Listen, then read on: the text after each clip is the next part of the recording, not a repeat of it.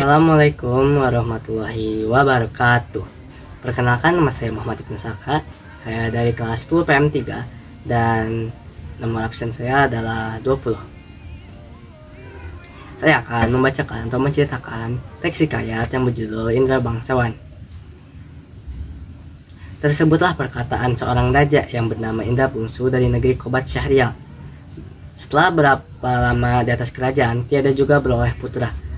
Maka pada suatu hari, ia pun menyuruh orang membaca doa, kunut, dan sedekah kepada fakir dan miskin. Hatta berapa lamanya, Tuan Putri Siti Kendi pun hamil dan bersalin 2 orang putra laki-laki yang diberi nama Syahperi dan yang kedua diberi nama Indra Bangsawan. Maka anak kanda baginda yang 2 orang itu pun sampailah usia 7 tahun dan dititahkannya pergi mengaji kepada Mu'alim Sufyan, dan sesudah mengaji mereka belajar ilmu senjata, ilmu hikmat, dan isyarati peperangan. Maka baginda pun bimbanglah, tidak tahu siapa yang patut dilayakkan dalam negeri karena anaknya kedua orang itu sama-sama gagah. Jikalau baginda pun mencari muslihat, yang menceritakan kepada kedua anaknya bahwa ia bermimpi bertemu dengan seorang pemuda yang berkata kepadanya bahwa siapa yang dapat mencari buluh perindu yang dipegangnya, ialah yang patut menjadi raja di dalam negeri. Setelah mendengar kata-kata baginda, Syahperi dan Indra Bangsawan pun bermohon pergi mencari buluh perindu itu. Mereka memasuki hutan, menaiki gunung, memasuki rimba, dan menuju ke arah matahari terbit. Datang pada suatu hari, hujan pun turun dengan angin ribut, taufan, kelam kabut, gelap gulita, dan tiada kelihatan barang satupun. Maka Syahperi dan Indra Bangsawan pun bercerailah. Setelah teduh hujan ribut, mereka pun pergi saling mencari. Tersebut pula perkataan Syahperi yang sudah bercerai dengan saudaranya Indra Bangsawan. Maka ia pun menyerahkan dirinya kepada Allah Subhanahu wa Ta'ala. Beberapa lama di jalan, sampailah ia kepada suatu taman dan bertemu sebuah maligai. Ia naik ke atas maligai itu dan melihat sebuah gendang tergantung. Gendang itu dibukanya dan dipukulnya. Tiba-tiba ia terdengar orang yang melarangnya memukul gendang itu. Lalu diambil pisau dan ditorehnya gendang itu. Maka Putri Ratnasari pun keluarlah dari gendang itu. Putri Ratnasari menerangkan bahwa negerinya telah dikalahkan oleh Garuda. Itulah sebabnya ia ditaruh orang tuanya dalam gendang itu dengan suatu cembul. Di dalam cembul yang lain ialah pekakas dan dayang-dayangnya. Dengan segera Syahperi mengeluarkan dayang-dayang itu. Tatkala Garuda itu datang kembali, lalu Garuda itu dibunuhnya. Maka Syahperi pun duduklah berkasih-kasihan dengan Putri Ratnasari sebagai suami istri dihadap oleh dayang-dayang dan inang pengasuhnya. Tersebut pula perkataan Indra Bangsawan pergi mencari saudaranya. Ia sampai di suatu padang yang luas.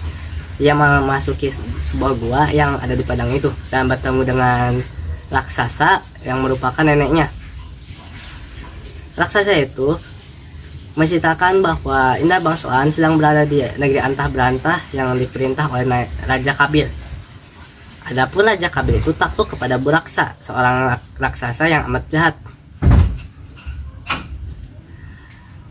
Ia menyerahkan putrinya kepada raksasa, yaitu Putri Kemalasari, kepada raksasa sebagai upeti. Kalau tiada demikian, negeri itu akan dibinasakan oleh Buraksa. Ditambahkannya bahwa Raja Kabir sudah merencanakan bahwa siapapun yang dapat membunuh Buraksa dapat menikahi putrinya. Berapa lama kemudian, Putri Kemalasari pun sakit mata. Beliau mengalami sakit mata yang parah, dan para ahli nujum mengatakan hanya air susu harimau yang beranak muda lah yang dapat menyembuhkan penyakit itu. Baginda berita lagi, barang siapa yang dapat menemukan susu harimau beranak muda ialah yang akan menjadi suami Tuan Putri. Setelah mendengar kata-kata baginda, si hutan pun pergi mengambil seluas buluh yang berisi susu kambing. Setelah menyangkutkannya pada pohon kayu, maka ia pun duduk menunggui pohon itu. Sarung kesaktiannya dikeluarkannya dan rupanya pun kembali seperti dahulu kala. Hatta datanglah ke-9 orang anak raja meminta susu kambing yang disangkanya susu harimau beranak muda itu. Indra bangsawan berkata susu itu tidak akan dijual dan hanya akan diberikan kepada orang yang menyediakan pahanya diselit besi hangat. Maka anak raja yang 9 orang itu pun menyisingkan kainnya untuk diselit Indra bangsawan dengan besi panas. Dengan hati yang gembira mereka mempersembahkan susu kepada raja. Tetapi tabib berkata bahwa susu itu bukan susu harimau, melainkan susu kambing. Sementara itu, Indra bangsawan sudah mendapat susu harimau dari raksasa atau neneknya dan menunjukkannya kepada raja. Tabib berkata itulah susu harimau yang sebenarnya. Diperaskannya susu harimau ke mata Tuan Putri setelah genap 3 kali diperaskannya oleh tabib, maka Tuan Putri sembuh. Adapun setelah Tuan Putri sembuh, Baginda tetap sedih karena harus menyerahkan kepada Buraska. Apabila ingin seluruh rakyat selamat dari amarahnya, Baginda sudah kehilangan daya upaya. Sampailah masa menyerahkan Tuan Putri kepada Buraska. Baginda berkata kepada 9 anak raja bahwa yang mendapatkan jubah Buraksa akan menjadi suami Tuan Putri.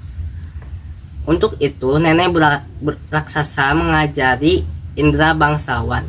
Indra bangsawan diberi kuda hijau dan diajari cara mengambil jubah Buraksa, yaitu dengan cara memasukkan ramuan daun-daunan ke dalam gentong minuman Buraksa. Saat Buraksa datang hendak mengambil Putri menyuguhkan makanan, buah-buahan, dan minuman pada Buraksa. Tergoda sajian yang lezat itu tanpa pikir panjang, Buraksa menghabiskan semuanya, lalu meneguk habis air minumnya dalam gentong itu.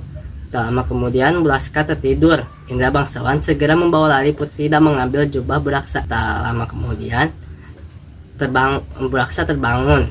Buraksa menjadi lumpuh akibat ramuan daun-daunan itu. Kemudian 9 anak raja itu datang kepada Buraksa. Melihat Buraksa tak berdaya, mereka mengambil selimut Buraksa dan segera menghadap raja. Mereka hendak mengatakan kepada raja bahwa selimut Buraksa sebagai jubah Buraksa. Sampainya di sana, Indra bangsawan segera menyerahkan Putri dan jubah Buraksa itu. Tak lama kemudian raja mengumumkan hari pernikahan Indra bangsawan dan Putri. Saat itu 9 anak raja datang dan mendengar pengumuman itu.